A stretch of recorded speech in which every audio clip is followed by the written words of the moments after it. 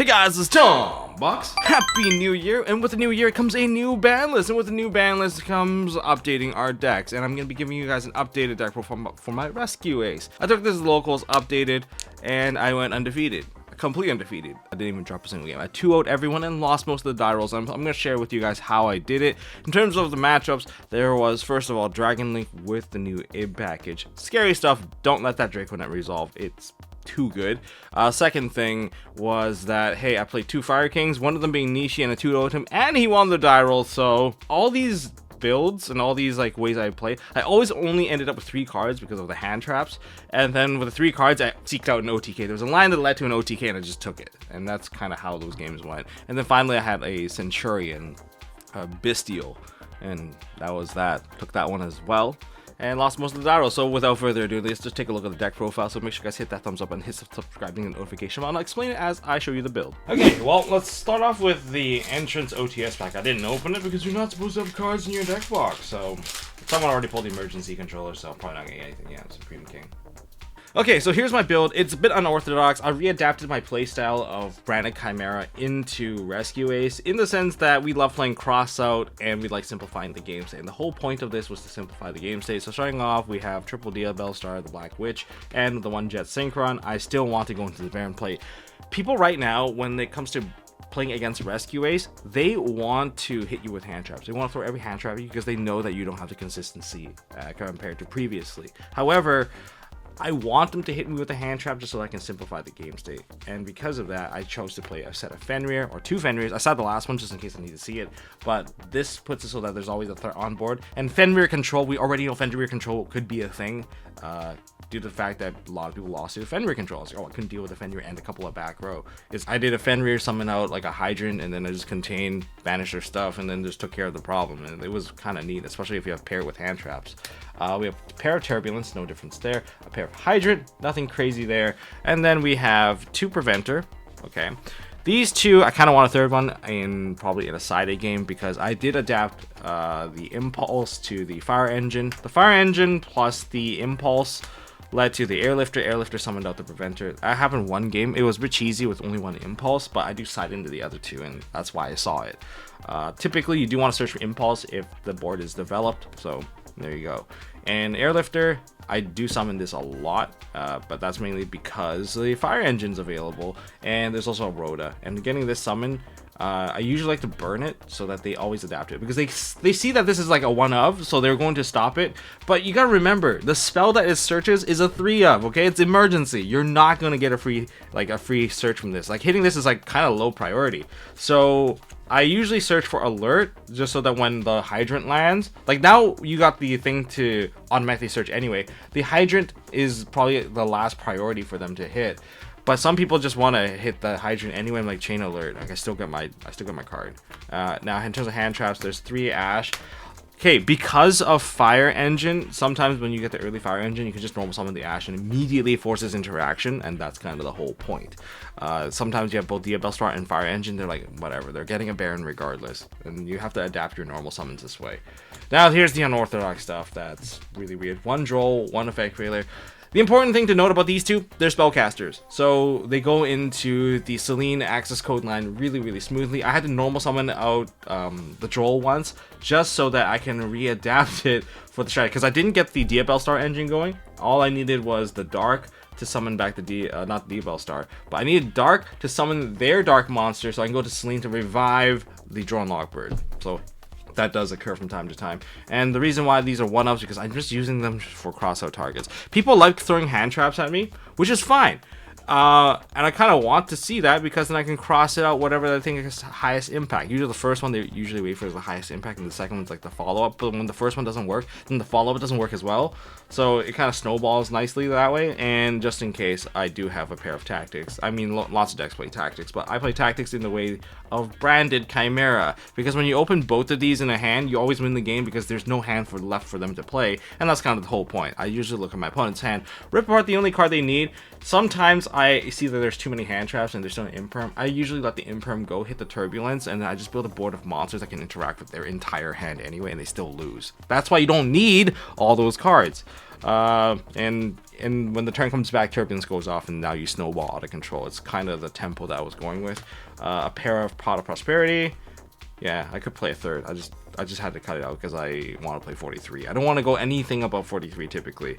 And I guess we have the one original. Hard opening this is not that bad. When you have Airlifter and you have Diabellstar, you burn both, and you have this as a follow-up. Usually there isn't a third hand trap. If there is a third, then, well, that's too bad for you. Hopefully you open a Fenrir. Triple Wanted. Button Rhoda to search out the Airlifter. And the other line, of course, we have the Rescue, the Alert, the Triple Emergency. It's still really nice. This is such a nice package. 1 HQ. Oh, one thing to note about HQ. If you don't manage your preventers properly and you burn out your Airlifter, if these 3 get burned, you'll never get the HQ back. Like, you'll never get the HQ and you can't cycle your turn. That is one thing that came from not properly managing your Airlifter. You can't just emergency an Airlifter out. And if your Hydrant's already dead because you committed to a simpler play, I do that a lot, then you're not going to get access to your HQ and you're not going to be able to cycle cards. Then that's when you slow down, even though you got the turn back. Okay, things to be aware of. Paracontain and Triple Imperm. Probably gonna switch these to Collector Rare because I just need the border to look a little bit different so I can search through the traps. I don't play anything to play into time because I expect my opponents to know what their deck does. And so when they spend too long thinking about what they can do, I get a little bit agitated because I don't have anything to deal with their time. So I do everything to minimize the amount of time I spend searching through my own deck. You know, that's the same thing as before. Anyways, let's look at the extra deck. And for the extra deck, I kind of want to highlight the Pot of Prosperity options for the extra deck. But first, check out MST.TV. These sleeves here, they are from MST.TV. These are the Ulti Instinct, and we also have the Ulti Ego if you're more into the dark side of the power. Yeah, Ulti Instinct, Ulti Ego. Check out MST.TV. Even oversleeves to go with them, so you can protect them from getting scratches and make your sleeves last a lot longer. People love this stuff, and there are new designs coming out in 2024. Well, it is 2024. This year, there's new models coming out. Okay, so check out MST.TV. My wife has been shipping them out during the holidays. So I want to give a shout out to her because she doesn't really have to. It's the holiday. She's left out a note, but she did it anyway. So just expect them to come a little later. Why? Because holiday shipping kind of sucks and we're not Amazon Prime. Anyways, let's get to the list here. We have Link Rebo to take out your Link once. Really, really useful. And sometimes they try to do a Bestial play. Just remember that you can activate this and get rid of it. And so you can keep your Link Rebo.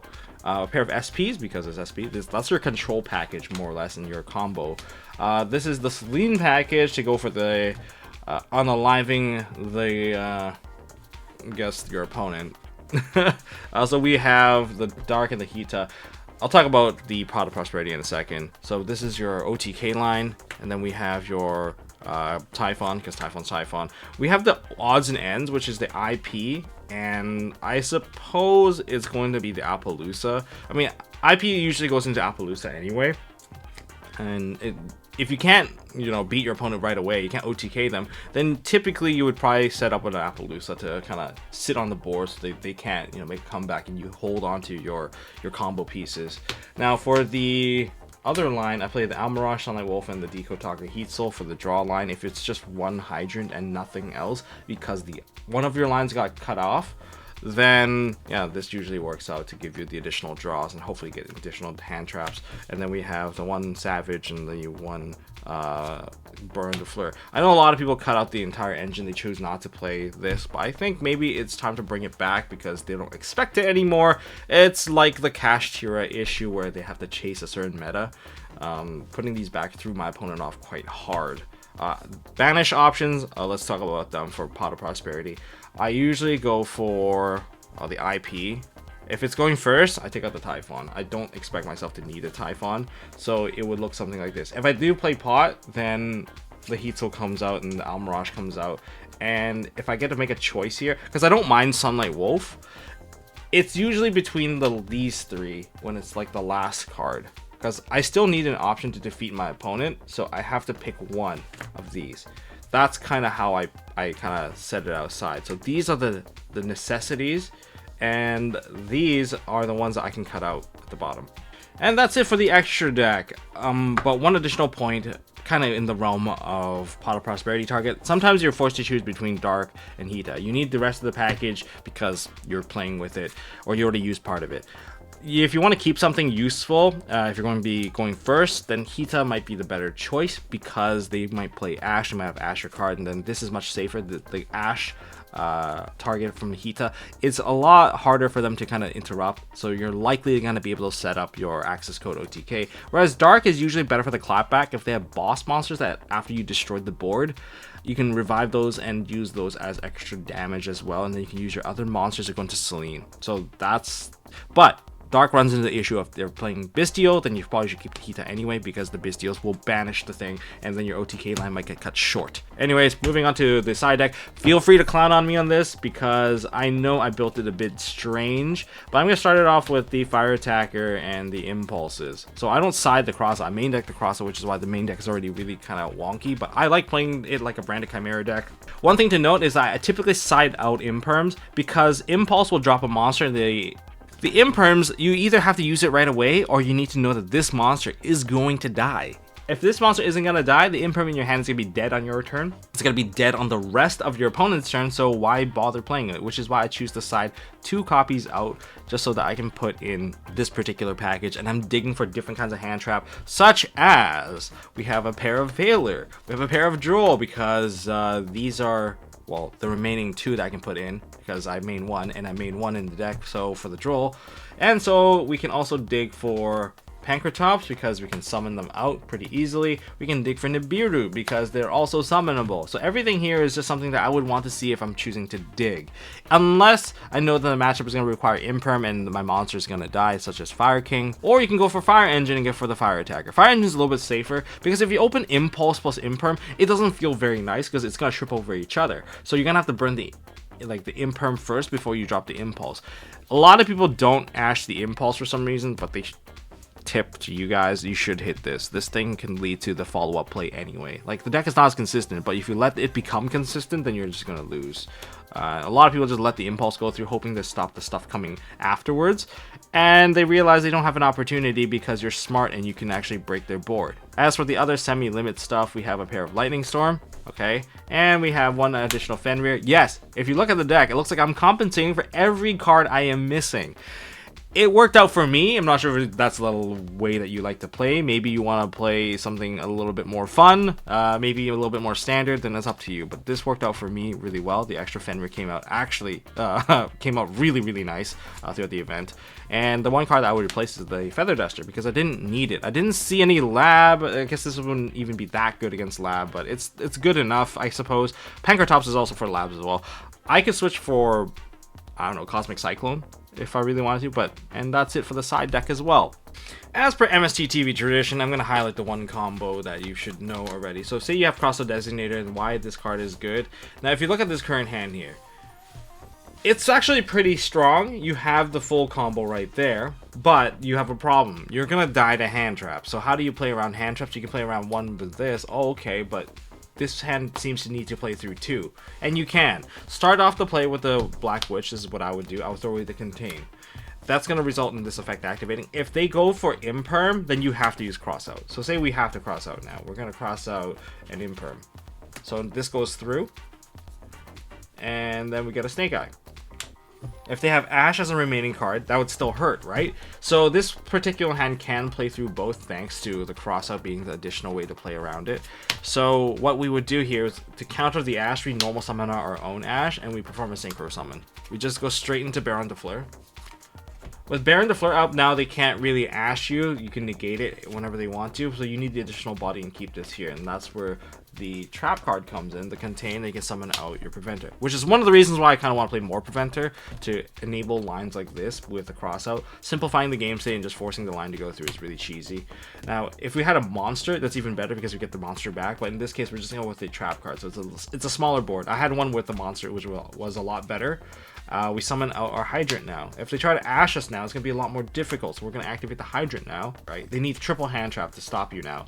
And we go for the turbulence. The graveyard right now only has the preventer, so we're going to link away the hydrant and we're going to summon out the Linkuriboh. With the Linkuriboh summoned, we're going to activate the turbulence and we're going to banish our 2 preventer and hydrant, special summon this in defense mode, activate the turbulence, and set a bunch of cards. Note that we already lost our contain. We're just working with what we have, so we're getting alert, rescue, emergency, and extinguish. Okay, and you shuffle this up. But this isn't very strong, so we're going to still finish it off with an SP. So now we have SP Baron on board. Yes, let's flip them all face up. Well, I guess the one trap card can't really be activated. On the beginning of this play, you should probably use Emergency. It is a bit risky if they have triple tactics thrust. You would use Emergency, okay? Emergency, get the preventer out onto the field. And get the sent to the grave so you can get your hydrant. And with hydrant, you can use alert to add the impulse into your hand, so you can use that to kind of dodge. But you'll have extinguish and rescue to kind of maintain the board. The rescue can summon back the preventer to give you a Book of Moon. Extinguish will pop, you have a negate, and you have that. So this also eats through the imperm ash, and you still finish with a really solid board. And that's it. That's my undefeated rescue ace with the post-ban list stuff. Hopefully you guys enjoyed it. Thank you guys for watching. Happy New Year. And hopefully this marks for a great year. Bless your polls. And it's going to be a solid year of Yu-Gi-Oh! So stay tuned. We're going to hit 100K very soon. And I'm really happy about that. And once that happens, maybe there'll be something special happening. Alright? We don't know. Well, you have to subscribe to find out. Thank you all for watching. Have a wonderful new year. And I'll see you all in the next one.